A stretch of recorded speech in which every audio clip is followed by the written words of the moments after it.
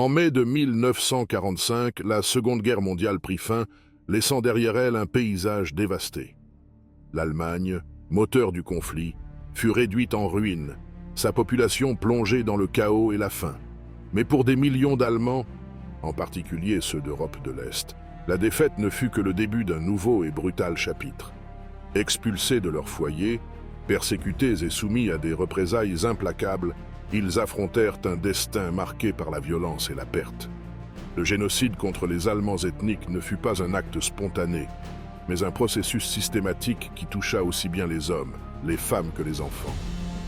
Des massacres de Königsberg aux interminables colonnes de déplacés en Prusse orientale et en Silésie, les récits de survivants révèlent une souffrance indicible.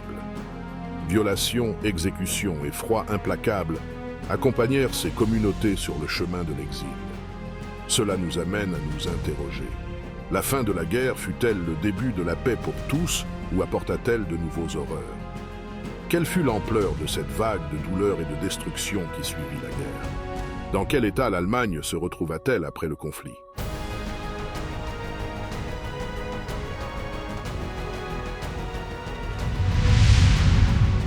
Le crépuscule d'un empire, l'Allemagne en ruine en 1945.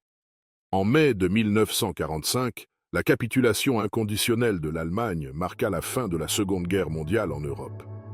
Cependant, loin d'apporter un soulagement immédiat, ce moment historique entraîna l'effondrement total du Troisième Reich et le début d'une période de chaos et de souffrance pour la population allemande.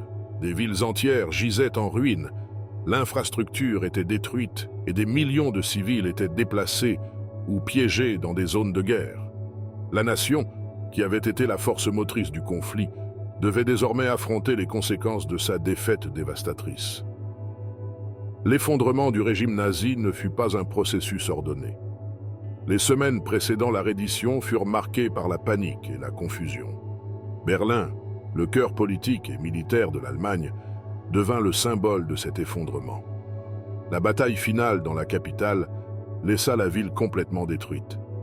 Plus de 80% de ces bâtiments avaient été réduits en décombres par les bombardements alliés et les combats de rue intenses entre l'armée rouge et les forces allemandes. Des photographies prises par des correspondants soviétiques montrent un paysage surréaliste. Des rues jonchées de débris, des bâtiments carbonisés et des civils errants avec des regards vides. L'impact sur la population civile fut dévastateur. Pendant les derniers mois de la guerre, des millions de personnes tentèrent de fuir les zones de combat, en particulier en Prusse orientale, en Poméranie et en Silésie. Des familles entières entreprirent un exode désespéré vers l'ouest, emportant avec elles le peu qu'elles pouvaient porter. Des archives soviétiques déclassifiées dans les années 90 documentent comment ces colonnes de réfugiés étaient fréquemment attaquées par des avions alliés et des troupes terrestres, laissant des centaines de morts sur leur passage. Un survivant de l'une de ces routes se souvient. C'était comme si le ciel et la terre s'étaient retournés contre nous. Chaque pas que nous faisions était un risque. Les mères portaient leurs enfants dans les bras, mais toutes n'ont pas réussi à atteindre la fin du voyage. Parallèlement, dans les villes allemandes, la pénurie alimentaire et l'effondrement des services de base poussèrent des millions de personnes au bord du désespoir. Les marchés noirs prospérèrent et beaucoup durent recourir au troc pour obtenir le strict nécessaire. Un rapport de la Croix-Rouge internationale de 1946 détaille comment, dans des villes comme Hambourg et Dresde, les civils échangeaient des objets de valeur personnelle contre un morceau de pain ou un peu de charbon. La faim n'était pas le seul ennemi. Les maladies, aggravées par l'absence d'assainissement et les conditions de surpeuplement, se propageaient rapidement. Dans certains cas, le typhus et la dysenterie atteignirent des niveaux épidémiques. Les hôpitaux, débordés et mal équipés, ne pouvaient pas prendre en charge tous les malades. Un médecin ayant travaillé à Berlin après la reddition écrivit dans son journal « Chaque jour, de plus en plus de patients arrivaient. Il y avait des femmes et des enfants qui n'avaient pas mangé depuis des jours. Leur corps était si affaibli qu'ils ne pouvaient même pas supporter une infection mineure. Nous nous sentions impuissants. » Pendant ce temps, dans les zones occupées par les Alliés, le traitement réservé à la population allemande variait considérablement. À l'est, sous le contrôle de l'armée rouge, les représailles contre les civils étaient fréquentes. Violations, pillages et exécutions sommaires devinrent une sombre réalité pour des milliers d'Allemands. Bien que ces actes n'aient pas été officiellement sanctionnés, des documents internes du NKVD révèlent que, dans de nombreux cas, ils furent tolérés comme une forme de vengeance pour les atrocités nazies sur le territoire soviétique. Un témoignage recueilli par des chercheurs polonais décrit comment une femme de Königsberg assista à l'exécution de son voisin, accusé sans preuve d'être membre des SS. À l'Ouest, sous l'administration américaine, britannique et française, les politiques à l'égard des civils allemands étaient plus structurées. Cependant, les conditions restèrent difficiles. Les autorités alliées mirent en place des restrictions strictes sur les déplacements et les activités de la population locale, tout en travaillant à démanteler les structures du régime nazi. De nombreux Allemands, démoralisés et physiquement épuisés, durent également affronter l'humiliation de vivre sous l'occupation des puissances qui avaient vaincu leur nation. Le chaos social se refléta également dans une augmentation de la criminalité en Allemagne. Avec l'effondrement de l'autorité centrale, les vols, agressions et autres actes de violence se multiplièrent. Dans de nombreuses villes, les forces alliées durent intervenir pour rétablir l'ordre, bien que leurs ressources fussent limitées. Un document britannique de 1945 mentionne comment, à Hambourg, des groupes de civils commencèrent à former des patrouilles pour protéger leur quartier, s'armant souvent avec ce qu'ils pouvaient trouver. Malgré ces adversités, quelques signes d'espoir commencèrent à émerger. Des organisations internationales, comme la Croix-Rouge et les Nations Unies, intervinrent pour distribuer de l'aide humanitaire. Les colis de nourriture et de médicaments envoyés de l'étranger sauvèrent de nombreuses vies, bien qu'ils ne suffisent pas à couvrir tous les besoins. Des photographies de l'époque montrent des enfants à Berlin faisant la queue pour recevoir du pain, leurs visages marqués par la fatigue mais illuminés par l'espoir d'un repas chaud. Le crépuscule du Troisième Reich signifia la fin d'un régime brutal, mais marqua aussi le début d'une période prolongée de souffrance pour des millions d'Allemands. Les ruines physiques et émotionnelles laissées par la guerre devinrent le décor d'un chapitre sombre, où la lutte pour la survie définissait chaque aspect de la vie quotidienne. Flucht und Vertreibung, la fuite et l'expulsion de millions. Après la capitulation allemande en 1945, l'une des plus grandes crises humanitaires en Europe commença à se développer. Entre 12 et 14 millions d'Allemands ethniques furent expulsés de leur foyer dans les territoires d'Europe de l'Est, tels que la Prusse orientale, la Silésie et les Sudètes. Cet exode, connu sous le nom de Flucht und Vertreibung, fuite et expulsion, représenta l'un des déplacements forcés les plus massifs de l'histoire moderne. Considérés comme collectivement responsables des crimes nazis, les Allemands ethniques furent contraints d'abandonner leurs maisons, affrontant la violence, la faim et des conditions extrêmes sur le chemin d'un avenir incertain. La planification de ces expulsions avait commencé avant même la fin de la guerre. Lors de la conférence de Potsdam, en juillet de 1945, les puissances alliées décidèrent de la réorganisation des frontières européennes, incluant le transfert de territoires allemands à la Pologne et à l'Union soviétique. Ce redécoupage territorial impliquait le déplacement massif des populations allemandes vivant dans ces régions. Un document officiel publié par les forces alliées à Potsdam justifiait ces actions comme nécessaires pour garantir la paix future en Europe, tout en précisant que les expulsions devaient être réalisées de manière ordonnée et humaine. Cependant, la réalité fut bien différente. Dans les territoires occupés par l'armée rouge, les expulsions furent menées avec brutalité et rapidité. Les forces soviétiques, soutenues par des milices locales, envahirent les villages et villes habités par des Allemands, ne leur laissant que peu de temps pour rassembler leurs affaires avant d'être contraints de partir. Un dossier soviétique déclassifié en 1988 décrit comment les Allemands furent entassés dans des wagons de trains de marchandises, initialement conçus pour transporter du bétail et envoyés vers l'Allemagne de l'Ouest dans des voyages qui duraient des semaines. Les conditions dans ces wagons étaient inhumaines. Pas de chauffage, une ventilation insuffisante et très peu de nourriture ou d'eau. Le froid extrême de l'hiver de 1945 et 1946 aggrava encore les souffrances des déplacés. En Prusse orientale, des milliers de personnes moururent gelées lors des longues marches vers l'ouest.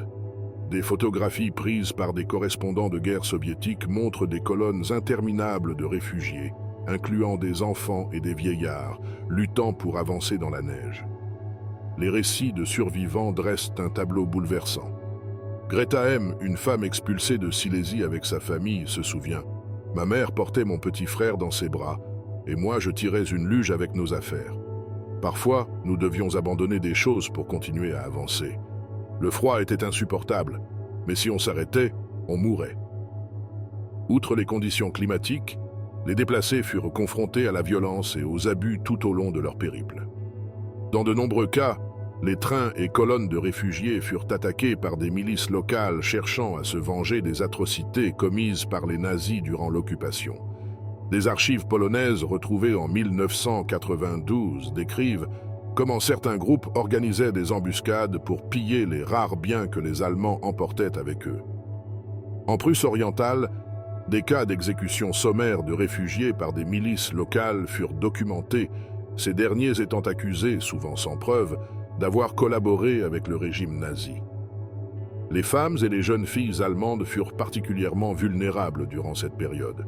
Les rapports de viols massifs commis par des soldats et des miliciens sont une constante dans les témoignages de l'époque. Une enquête menée par des historiens allemands dans les années 90 a révélé qu'au moins 2 millions de femmes allemandes furent victimes de violences sexuelles durant ces expulsions. Bien que ces histoires soient restées silencieuses pendant des décennies, les témoignages qui ont émergé montrent l'impact psychologique et physique profond que ces expériences laissèrent sur les survivantes. Pour ceux qui réussirent à atteindre l'Allemagne, les conditions ne s'améliorèrent pas immédiatement. Les camps de réfugiés à l'ouest étaient surpeuplés et mal équipés pour gérer l'afflux massif de déplacés. Un rapport de la Croix-Rouge internationale de 1947 détaille comment, dans certains camps, les familles vivaient dans des baraquements de fortune, partageant des espaces restreints avec des dizaines d'autres personnes. Les maladies continuèrent de se propager et la malnutrition était fréquente, notamment chez les enfants et les personnes âgées. L'arrivée des réfugiés entraîna également des tensions sociales dans les régions d'accueil. Les Allemands locaux, déjà confrontés à leurs propres difficultés dans un pays dévasté par la guerre, considéraient les déplacés comme un fardeau supplémentaire. Dans certains cas, ces derniers furent victimes de discrimination et de rejet. Un document du gouvernement bavarois mentionne qu'en 1946, des habitants d'un village rural organisèrent des manifestations pour empêcher l'installation d'un camp de réfugiés dans leur région. Malgré ces adversités, les déplacés commencèrent progressivement à reconstruire leur vie. Certains trouvèrent du travail dans l'agriculture ou l'industrie, tandis que d'autres profitèrent des opportunités éducatives qui émergèrent dans les années suivantes. Toutefois, le traumatisme de l'expulsion laissa une marque indélébile sur leur communauté. Le souvenir de la perte de leur foyer, des souffrances endurées pendant leur voyage et de la lutte pour survivre dans un environnement hostile se transmit de génération en génération, devenant une part essentielle de l'identité des Allemands expulsés.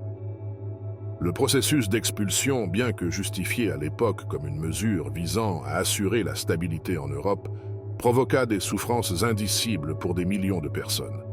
Les documents et témoignages recueillis au fil des décennies montrent comment des décisions politiques prises dans les salles de conférence eurent des conséquences dévastatrices sur la vie des individus.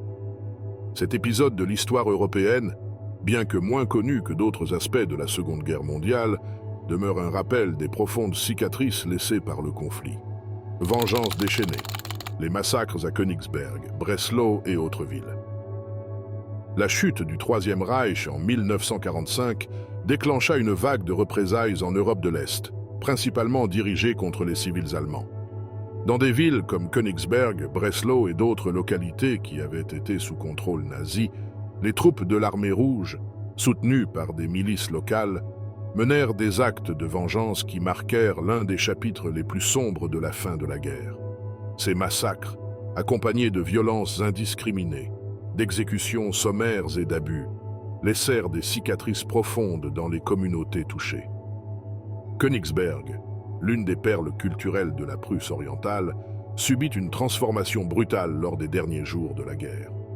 Assiégée pendant des semaines par l'armée rouge, la ville tomba finalement en avril 1945. Lorsque les troupes soviétiques entrèrent, elles trouvèrent une population civile épuisée, affamée et désespérée. Cependant, pour les soldats qui avaient souffert des atrocités nazies sur leur propre territoire, il n'y avait pas de place pour la compassion. Des archives soviétiques déclassifiées en 1992 détaillent comment des exécutions de masse furent menées contre des hommes accusés, souvent sans preuve, de collaboration avec le régime nazi. Une survivante de Königsberg, identifiée sous le nom de Helga L., raconta dans une interview des années 50 ce dont elle avait été témoin. Les hommes étaient arrachés de leurs maisons et alignés dans la rue. Nous entendions les coups de feu depuis nos fenêtres, mais nous ne pouvions rien faire. Ce n'était pas la justice, c'était une extermination. L'horreur ne se limita pas aux exécutions. Les viols massifs perpétrés par les troupes soviétiques furent une tactique de terreur qui toucha des femmes de tous âges. À Königsberg, on estime que des dizaines de milliers de femmes furent victimes de violences sexuelles dans les jours suivant la capture de la ville. Un document du NKVD révèle que ces actes, bien qu'officiellement interdits, étaient souvent ignorés par les officiers supérieurs, qui les considéraient comme une conséquence inévitable de la guerre. Les conséquences physiques et psychologiques laissèrent des marques indélébiles sur les victimes, dont beaucoup ne purent jamais parler ouvertement de leurs expériences. Breslau, autre grande ville de Silésie, connut un sort similaire. Pendant des mois, elle fut le théâtre de combats acharnés alors que les forces allemandes tentaient de résister à l'avancée soviétique. Lorsqu'elle tomba finalement en mai 1945, les représailles contre la population civile furent immédiates. Des archives polonaises découvertes dans les années 1970 documentent comment les troupes soviétiques pillèrent systématiquement la ville, détruisant des propriétés et exécutant des civils soupçonnés d'être membres du parti nazi. L'un des témoignages les plus frappants raconte comment une famille réfugiée dans une église fut traînée dehors et fusillée en public. Un témoin polonais qui assista à la scène déclara des années plus tard « Il y avait une rage incontrôlable chez les soldats. Ils ne faisaient pas de distinction entre les coupables et les innocents. Pour eux, tous les Allemands étaient responsables. » Dans les deux cas, Königsberg et Breslau, les représailles ne furent pas seulement le fait des troupes soviétiques. Les milices locales, composées souvent de civils ayant souffert sous l'occupation nazie, se joignirent aux actes de violence. Ces milices, armées de couteaux, de pistolets et d'outils improvisés, organisèrent des lynchages publics et des pillages, alimentant encore davantage le chaos. À Königsberg, une archive découverte en 1995 décrit comment un groupe de miliciens brûla vif un commerçant allemand accusé d'avoir dénoncé ses voisins sous le régime nazi. Dans d'autres localités, comme Nemmersdorf en Prusse orientale, les massacres prirent une ampleur encore plus grande. Nemmersdorf fut l'un des premiers villages allemands capturés par l'armée rouge en octobre 1944, et les atrocités commises y devinrent un symbole de la terreur qui allait suivre. Des témoignages de survivants et des photographies prises par des soldats allemands montrent des dizaines de civils, y compris des enfants et des vieillards, exécutés sommairement. Bien que les circonstances exactes de ces massacres restent sujettes à débat historique, les preuves suggèrent que les actes de violence furent généralisés et délibérés. L'impact psychologique de ces massacres fut dévastateur pour les survivants.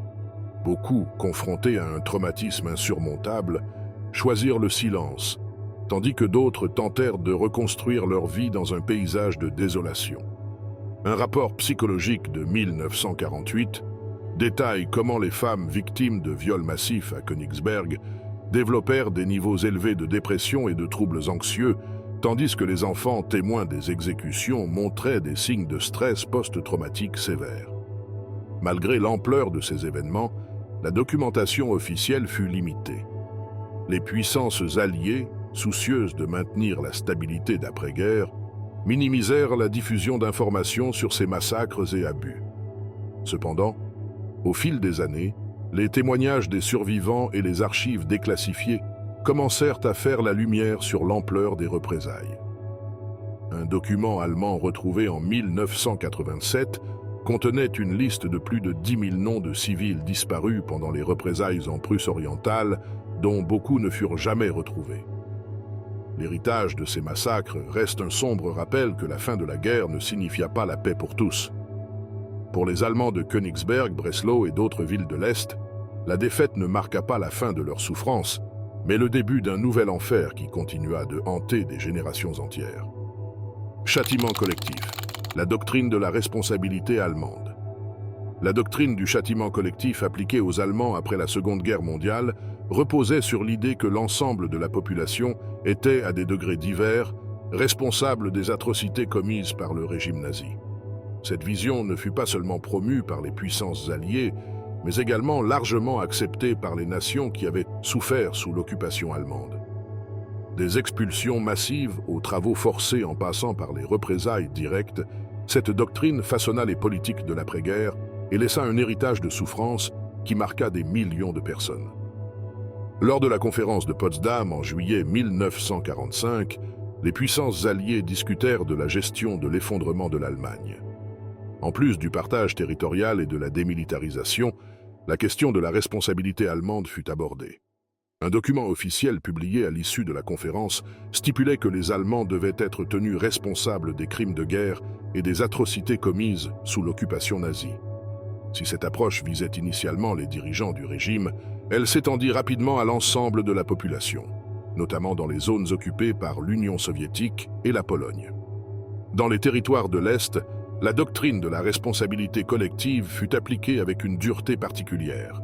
Les expulsions massives des Allemands ethniques de Prusse orientale, de Silésie et des Sudètes furent non seulement perçues comme une mesure de sécurité, mais aussi comme une punition pour les crimes du Troisième Reich. Des archives polonaises déclassifiées en 1991 révèlent que les autorités locales justifiaient ces expulsions comme un moyen de purifier leur territoire de toute influence allemande et de s'assurer qu'ils ne pourraient plus être utilisés comme base pour une future agression. Dans de nombreux cas, cette logique conduisit à des actes de violence aveugle contre les civils allemands. Un rapport du NKVD daté de septembre 1945 décrit comment, en occupant des villages en Silésie, les troupes soviétiques procédèrent à des arrestations massives et à des déportations sur la seule base de la nationalité des habitants. Les hommes furent envoyés aux travaux forcés, tandis que les femmes et les enfants furent chassés de leurs maisons sans avertissement préalable. Ces déplacements, réalisés sans considération pour les conditions climatiques ou l'état de santé des expulsés, causèrent des milliers de morts par faim, froid et maladie. La notion de responsabilité collective servit également de justification aux travaux forcés infligés à des millions d'Allemands après la guerre. En Union soviétique, des dizaines de milliers de civils allemands furent envoyés dans des goulags et des camps de travail situés dans des régions reculées. Beaucoup d'entre eux, sans lien direct avec le régime nazi, durent effectuer des tâches épuisantes dans des conditions inhumaines. Une archive soviétique déclassifiée en 1994 détaille comment des groupes entiers d'hommes et de femmes furent déportés de Königsberg vers la Sibérie pour travailler à la construction de routes et dans les mines de charbon.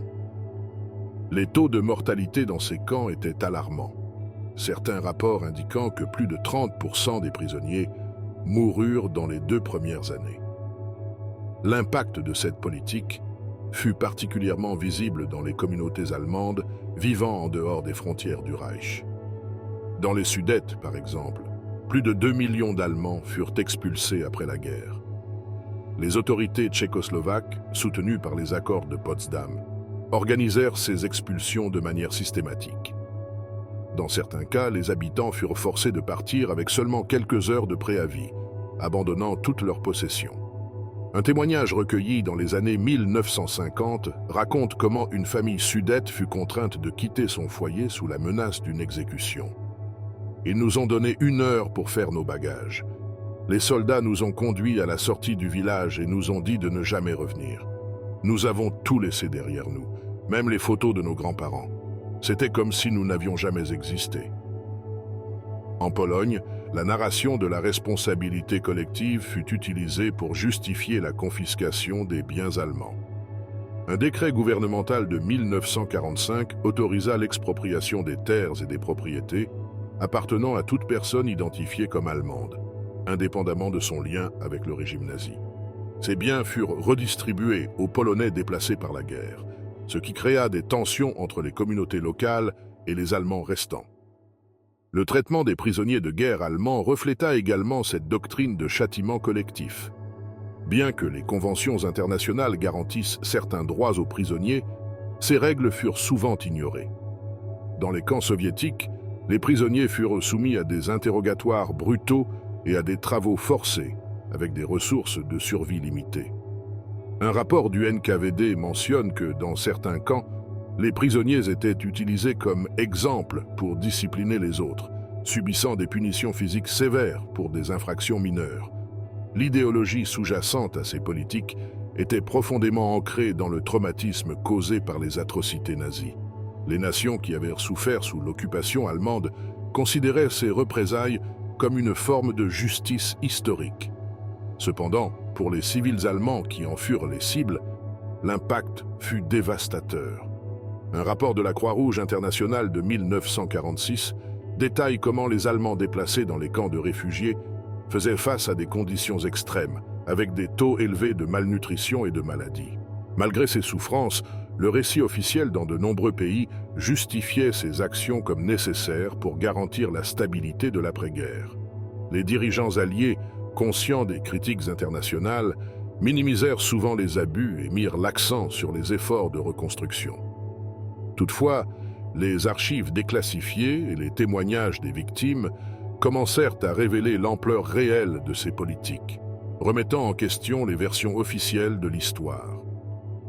La doctrine du châtiment collectif laissa un héritage complexe.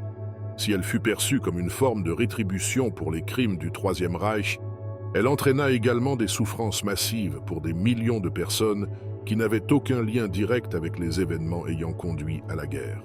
Pour les Allemands ayant survécu à cette époque, les cicatrices physiques et émotionnelles furent profondes, et ces expériences traumatisantes furent transmises de génération en génération, garantissant que ces événements ne soient jamais oubliés. Les ombres du goulag, allemands dans les camps de travaux forcés. Après la capitulation allemande en 1945, l'Union soviétique dut faire face à la tâche colossale de reconstruire un pays dévasté par la guerre. Pour ce faire, elle recourut à une source de main-d'œuvre qu'elle considérait à la fois comme une ressource et une punition, les civils et prisonniers de guerre allemands capturés. Des dizaines de milliers d'hommes, de femmes et d'adolescents furent envoyés dans les goulags, l'immense système de camps de travaux forcés soviétiques, où les conditions inhumaines et l'exploitation devinrent leur nouvelle réalité. Le transport de ces prisonniers commença peu après la capitulation allemande. Des documents du NKVD déclassifiés en 1991 montrent que des milliers de civils furent arrêtés dans les territoires occupés par l'armée rouge et étiquetés comme collaborateurs potentiels ou travailleurs réassignables. Beaucoup de ces individus n'avaient aucun lien avec le régime nazi, mais leur nationalité et leur utilité en tant que main-d'œuvre les rendaient des cibles. Depuis Königsberg, la Silésie et la Prusse orientale, ils furent transportés dans des wagons de train de marchandises vers des régions éloignées de Sibérie, du Caucase et d'Asie centrale. Les voyages pouvaient durer des semaines, et les wagons étaient dépourvus de ventilation, de chauffage et de ressources de base.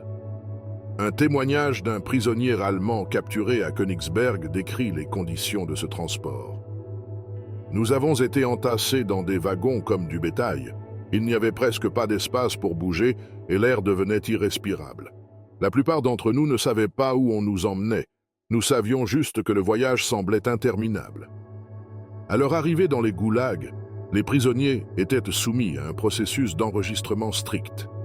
Leurs affaires étaient confisquées, on leur attribuait un numéro et on leur fournissait des vêtements usés et inadéquats pour les conditions climatiques extrêmes. Les baraquements dans lesquels ils vivaient étaient faits de bois sans isolation, offrant peu de protection contre les températures glaciales. Pendant les hivers, le froid extrême se combinait avec le manque de nourriture et de vêtements appropriés, ce qui entraînait des maladies fréquentes et souvent mortelles. Le travail quotidien était épuisant et conçu pour maximiser la production sans aucune considération pour le bien-être des prisonniers. Dans les goulags de Sibérie, de nombreux Allemands travaillaient dans les mines de charbon et de métaux, creusant des tunnels dans des conditions dangereuses et sans équipement de sécurité. D'autres furent envoyés abattre des arbres dans des forêts denses, affrontant des journées de 14 heures avec des outils rudimentaires. Dans un rapport du NKVD de 1947, au moins 500 décès furent enregistrés dans un seul camp en raison d'accidents liés au travail. La faim était une constante dans la vie quotidienne des prisonniers. Les rations consistaient en pain noir, soupe diluée et, occasionnellement, poisson sec. Ces portions étaient insuffisantes pour nourrir des hommes et des femmes accomplissant un travail physique intense, ce qui entraînait une malnutrition sévère. Un fichier soviétique mentionne que les prisonniers qui ne remplissaient pas les quotas de travail quotidien étaient punis par une réduction de leurs rations, créant ainsi un cycle mortel de faiblesse et de châtiment. Dans certains camps, les prisonniers allemands devinrent victimes d'expérimentations sur de nouvelles formes d'exploitation du travail. Un rapport découvert en 1988 détaille comment des tests furent réalisés dans certains goulags pour déterminer les limites physiques des travailleurs forcés. Ces pratiques consistaient à augmenter progressivement les quotas de travail tout en réduisant simultanément les rations, ce qui provoqua un taux de mortalité élevé. Malgré les conditions extrêmes, certains prisonniers réussirent à résister et à survivre grâce à leur ingéniosité et à la solidarité. Des réseaux clandestins se formèrent à l'intérieur des camps, où les prisonniers échangeaient des aliments, des conseils de survie et même des médicaments. Dans un des goulags au Kazakhstan, un groupe de prisonniers allemands mit en place un système de troc interne, utilisant de petits objets personnels comme monnaie pour obtenir de la nourriture supplémentaire ou des vêtements chauds. La surveillance dans les goulags était stricte et les tentatives d'évasion étaient sévèrement punies. Un rapport d'un camp en Sibérie décrit comment, en 1946, un groupe de 6 prisonniers allemands tenta de s'échapper en traversant la forêt en plein hiver. Ils furent capturés à quelques kilomètres du camp et exécutés publiquement comme avertissement pour les autres. Un témoin de cet événement raconta « Ils les ont mis devant nous et leur ont tiré dessus sans avertissement. Ils voulaient qu'on comprenne qu'il n'y avait pas d'échappatoire. » En plus des travaux forcés, les prisonniers étaient soumis à des interrogatoires réguliers. Les autorités soviétiques cherchaient à obtenir des informations sur les opérations nazies, les crimes de guerre et de possibles conspirations. Ces interrogatoires se déroulaient souvent sous la torture, utilisant des méthodes incluant la privation de sommeil, des coups et l'exposition au froid. Dans un témoignage recueilli par des historiens allemands, un prisonnier décrivit comment il fut contraint de rester debout, pieds nus sur la neige pendant des heures, tout en étant interrogé. Avec la mort de Staline en 1953, la situation dans les goulags commença lentement à changer. Les politiques de déstalinisation mises en œuvre par Nikita Khrouchtchev entraînèrent la libération graduelle de nombreux prisonniers, dont les Allemands. Cependant, à ce moment-là, des milliers étaient déjà morts, et les survivants retournèrent chez eux marqués physiquement et émotionnellement par leur expérience. Les archives et témoignages des prisonniers allemands dans les goulags offrent un récit frappant de la manière dont les politiques soviétiques utilisaient le travail forcé comme un outil de punition et de reconstruction. Pour ceux qui ont vécu cette expérience, le souvenir des années passées dans les camps devint un symbole de la brutalité de l'après-guerre et un rappel des complexités morales d'un monde cherchant à rendre justice après le conflit le plus dévastateur de l'histoire. Territorios Perdido, la transformation de l'Europe de l'Est. La fin de la Seconde Guerre mondiale a marqué une transformation profonde du paysage de l'Europe de l'Est. Les expulsions massives des Allemands ethniques, les réinstallations forcées de populations et la réorganisation territoriale ont redessiné les frontières, effaçant l'héritage culturel et humain allemand qui existait depuis des siècles dans de nombreuses régions. Ce processus, bien qu'il ait été promu comme une mesure pour garantir la paix future, a eu un coût humain et culturel incalculable. Lors des accords de la conférence de Potsdam en 1945, les puissances alliées décidèrent de transférer de grandes étendues de territoires allemands à la Pologne et à l'Union soviétique. La Prusse orientale, la Poméranie et la Silésie furent réparties entre ces deux pays, tandis que les Sudètes, devinrent une partie de la Tchécoslovaquie. Pour consolider cette nouvelle distribution territoriale, les populations allemandes vivant dans ces régions furent expulsées systématiquement. Un rapport émis par le gouvernement polonais en 1946 justifiait ces actions comme un moyen de garantir que la menace allemande ne ressurgisse plus à l'avenir. En Prusse orientale, une région qui avait été pendant des siècles un centre culturel et politique allemand, la transformation fut immédiate et radicale. Connue pour ses paysages pittoresques et son histoire riche, cette région fut divisée entre la Pologne et l'Union soviétique. Königsberg, l'ancienne capitale, fut renommée Kaliningrad et totalement soviétisée. Les archives soviétiques déclassifiées dans les années 90 révèlent que les autorités menèrent une campagne délibérée pour effacer toute trace du passé allemand, allant de la destruction des monuments historiques au déplacement forcé des rares Allemands restants. Dans l'un de ces documents, un officier soviétique écrivit « Kaliningrad doit être un symbole du nouvel ordre. Il n'y a pas de place pour les ruines du fascisme ici. » Les villes, qui avaient été autrefois le cœur de la culture allemande, devinrent des enclaves de nouvelles identités nationales. En Silésie, Breslau fut renommée Wrocław et repeuplée par des Polonais déplacés des territoires orientaux que la Pologne avait perdus au profit de l'Union soviétique. Ce vaste échange de population créa une dynamique tendue, car de nombreux nouveaux arrivants luttaient pour s'adapter à un environnement inconnu, tandis que les traces de la population allemande expulsée demeuraient visibles. Un rapport polonais de 1947 mentionne comment les noms des rues, des églises et des cimetières allemands furent changés ou détruits dans un effort pour effacer la mémoire du passé. Dans les Sudètes, l'expulsion des Allemands ethniques fut particulièrement systématique. Cette région montagneuse, qui abritait plus de 3 millions d'Allemands avant la guerre, fut complètement dépouillée en quelques années. Les propriétés abandonnées furent confisquées par l'État tchécoslovaque et redistribuées aux nouveaux résidents. Cependant, de nombreux bâtiments, y compris des fermes et des usines, laissés à l'abandon, devinrent en ruine en raison du manque d'expérience des nouveaux occupants pour les entretenir.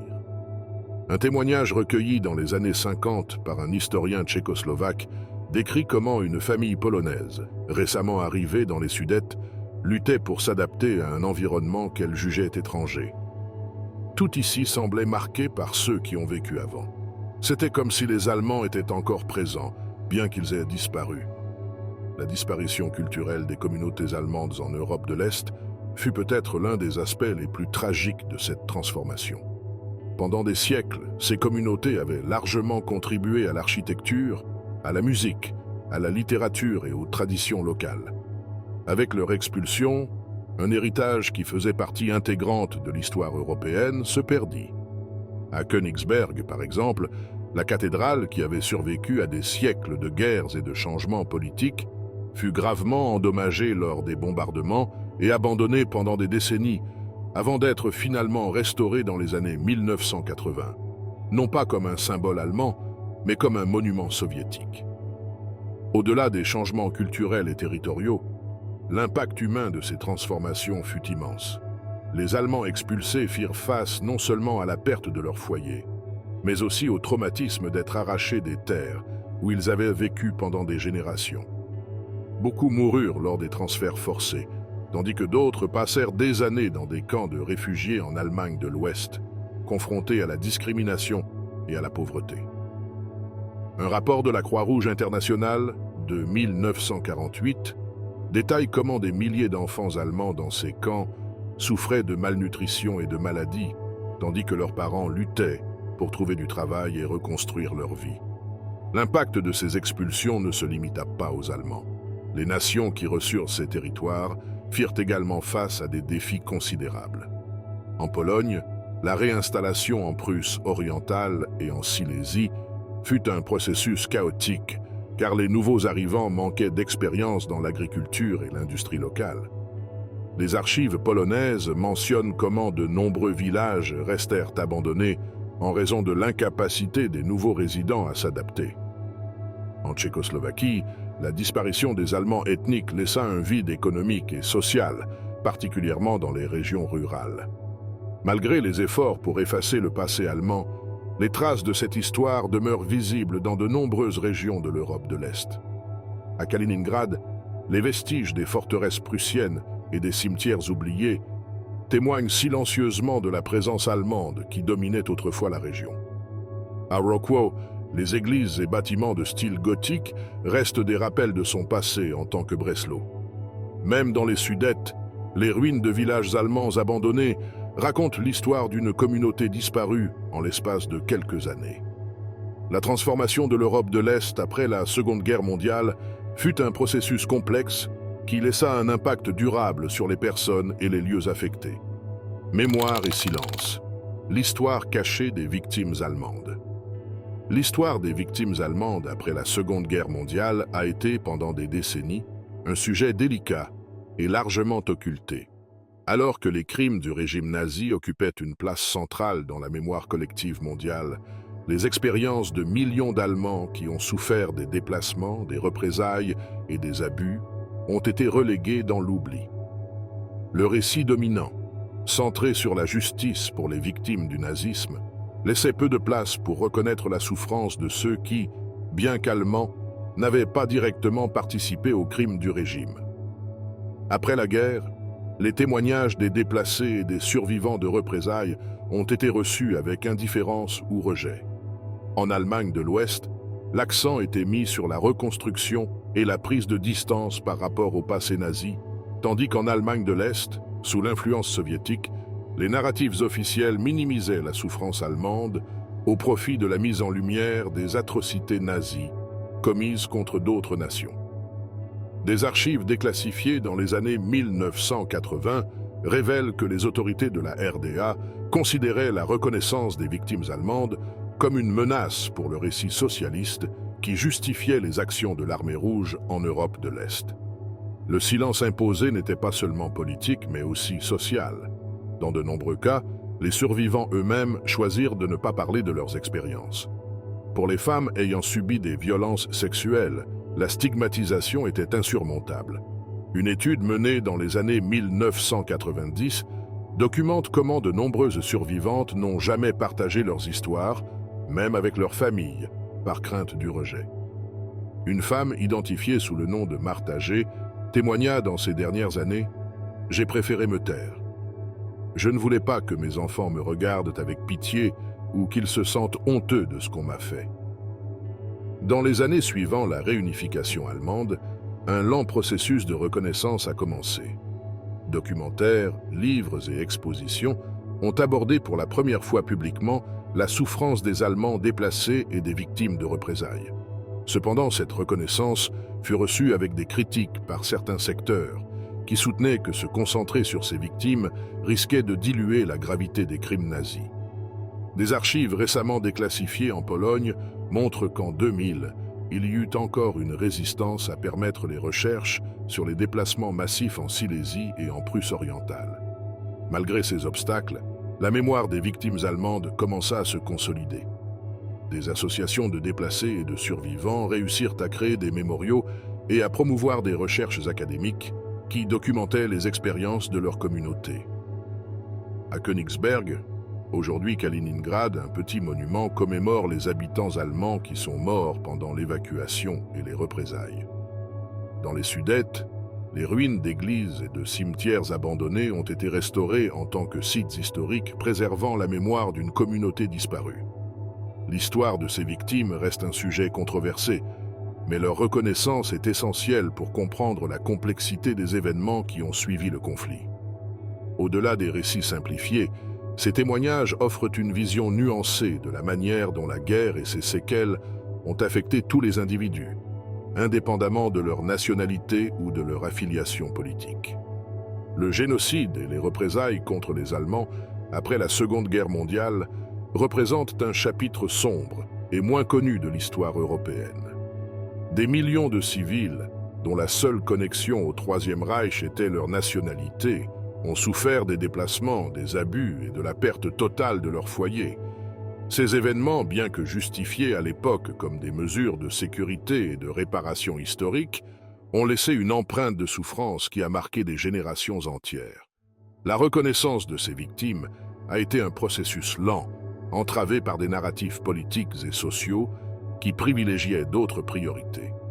Cependant, leur mémoire est essentielle pour comprendre l'ampleur de l'impact humain de la guerre. Les déplacements forcés, les massacres et les représailles n'ont pas seulement redéfini les frontières de l'Europe, mais ont également bouleversé à jamais le tissu culturel et social de régions entières. Ce récit nous rappelle que même dans les moments de justice, il existe un danger de franchir la fine ligne vers la vengeance. Réfléchir sur ces événements ne cherche pas à justifier les actions du régime nazi, mais à garantir que les leçons du passé nous guident vers un avenir où la souffrance humaine ne soit jamais ignorée ni répétée.